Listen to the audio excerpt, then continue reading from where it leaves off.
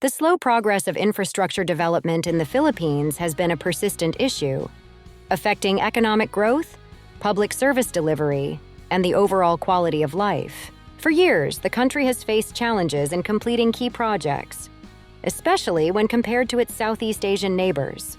While infrastructure is crucial for the movement of goods, services, and people, numerous factors have contributed to the sluggish pace of development. First, bureaucratic inefficiency and red tape have been major hurdles.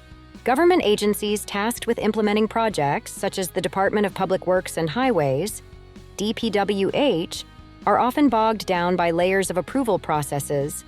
These delays can lead to missed deadlines, escalating costs, and project cancellations. In some cases, projects sit idle for years, leaving unfinished roads, bridges, and public facilities. A common example is the construction of roads and highways that take decades to complete, far exceeding the original timeline. Second, political interference and corruption also contribute to the slow pace. Politicians often use infrastructure projects to gain political capital, choosing to delay or reroute funds based on personal or party agendas. The milking cow mentality, where projects are seen as opportunities for kickbacks or bribes, further derails the timely completion of critical infrastructure.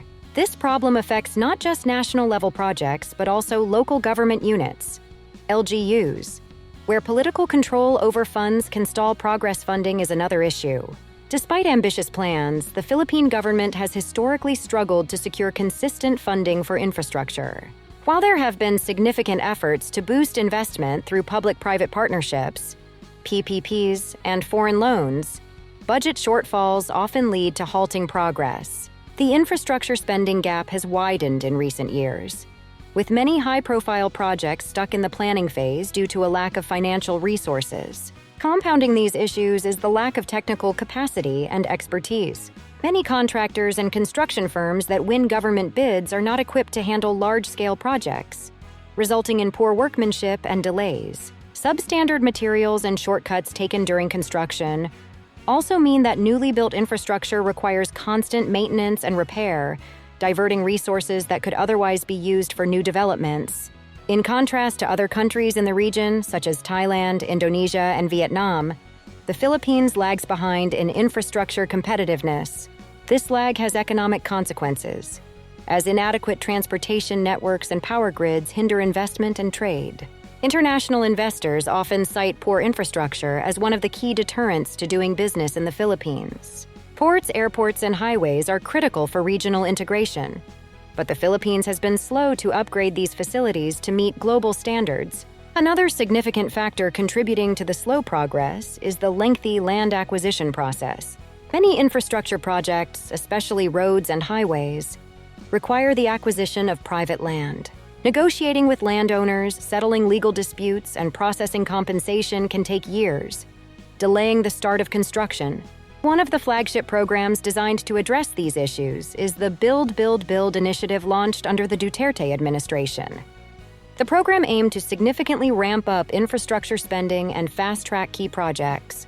While some progress was made, many of the projects were still delayed due to the same long-standing issues: political interference, funding shortfalls, and bureaucratic inefficiencies. Critics argue that the program's goals were overly ambitious, with many projects left unfinished by the end of the Duterte administration. The current administration under President Ferdinand Marcos Jr. has expressed its intent to continue infrastructure development, but the challenges remain significant. Addressing the slow pace of progress requires a multifaceted approach, reducing red tape, improving transparency and accountability to curb corruption, securing sustainable financing, and boosting technical expertise within the construction industry. Without these reforms, the country's infrastructure will continue to fall short of its potential, and the economic growth it could support will remain unrealized. In conclusion, while infrastructure is vital for the Philippines' development, the slow progress has hindered the country's potential. Corruption, political interference, bureaucratic inefficiencies, and funding issues all contribute to the delays. However, with the right reforms and a focus on transparency and accountability, the Philippines can overcome these obstacles and create an infrastructure system that truly supports its growth and development.